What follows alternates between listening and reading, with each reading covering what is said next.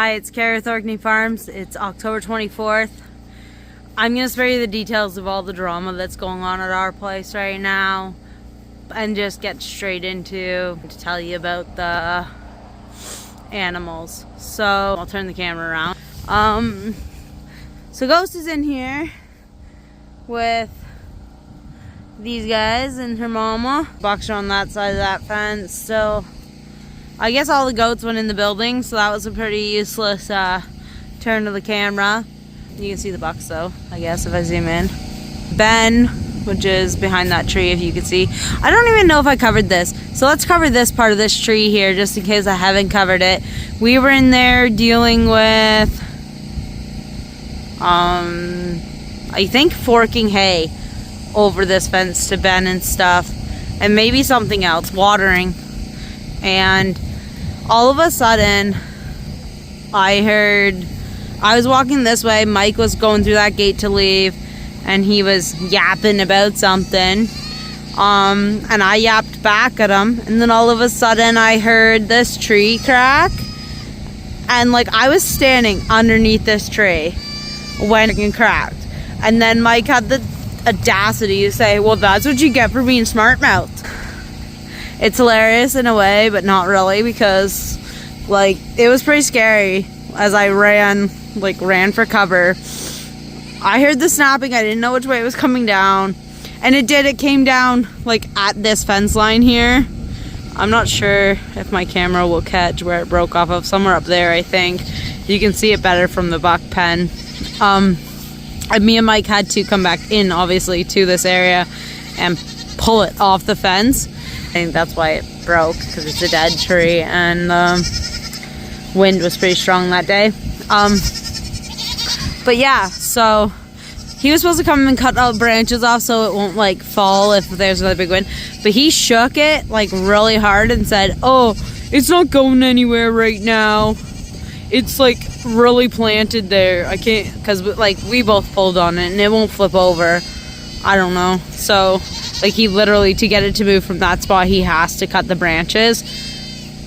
So I'm hoping, I don't know, it's been there for a few days or so, and the goats haven't done anything with it. Just a minute.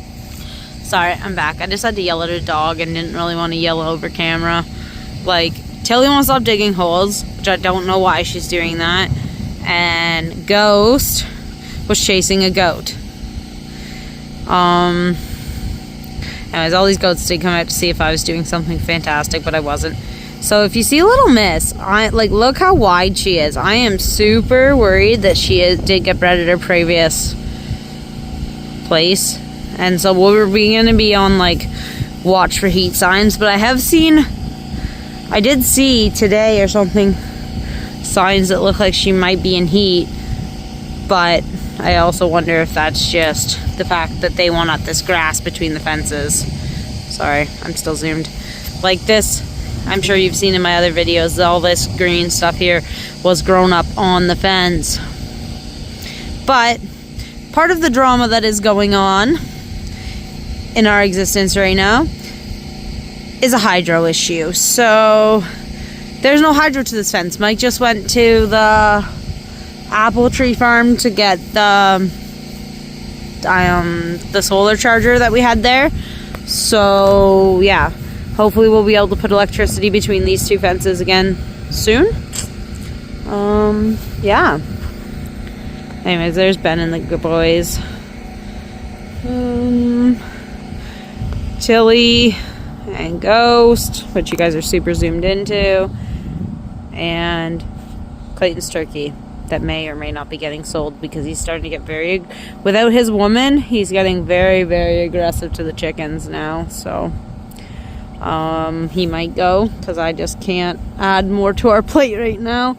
So we'll have to take something off our plate instead of adding a female to our plate.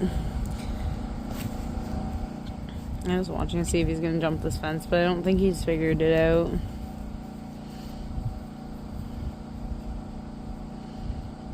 Are you going to get over it, or you're not going to? Like, you're thinking about it, and you just can't make it? I know you can make it, because I've seen you go higher. You're just, I don't know.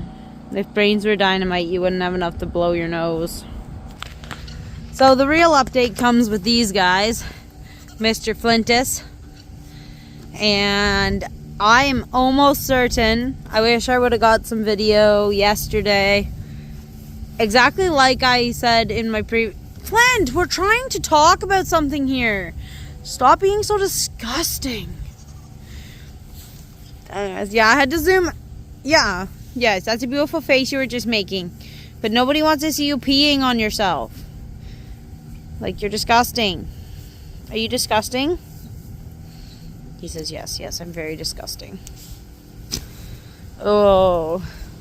Anyways, as I was trying to say, we just fed them hay and we threw it in the building because it's supposed to rain. So, we're not getting very good visual on them. But, as I said in one of my other videos, because I have no idea where it was in the videos,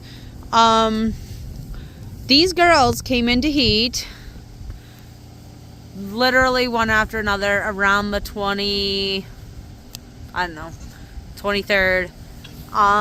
Freya, for some reason, seemed to be more interested in Flint first this time instead of Fiona, who was really interested in him last month first. But Freya, mid-morning yesterday, was very receptive and bred by Flint. And then yesterday evening, just before the sun went down, Fiona was very receptive, and I witnessed a breeding between Flint and her. And now she wants nothing to do with him. She's already tried to get out of this pen twice today.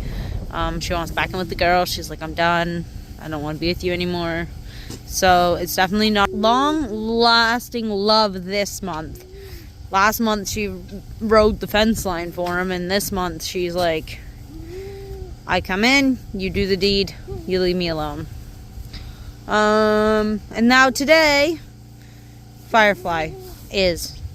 But Firefly is not as receptive. I have not witnessed a breeding. My kids said that they witnessed him get her, and I don't know if he's gotten her. I assume, judging by the muck butt on her back end, that he got her. That's looking very obvious now that I'm seeing that. So yeah. So she is probably bred today. So literally in the last 24, maybe a little bit more than 24 hours, all three of these girls were bred within definitely less than a 48-hour period. So that is that. And I'll be putting the next group to be put in with him, which I'm going to be waiting I'm going to try to wait a whole month, honestly. Will be Little Miss if she doesn't kid or doesn't show signs that she's gonna kid. And Little Miss, Willow, and Phoebe will all be going in with Flint as well. Mike doesn't really want me to breed Phoebe to Flint. He wants me to use one of the other bucks, so I'm sorry, you're not seeing much, and I don't want to go in the pen with him when he's being so disgusting. So you're not getting a very good video of anything, which I apologize for. I can move up this fence line and see if I can get a better view. But he's got them all pinned in the blue building.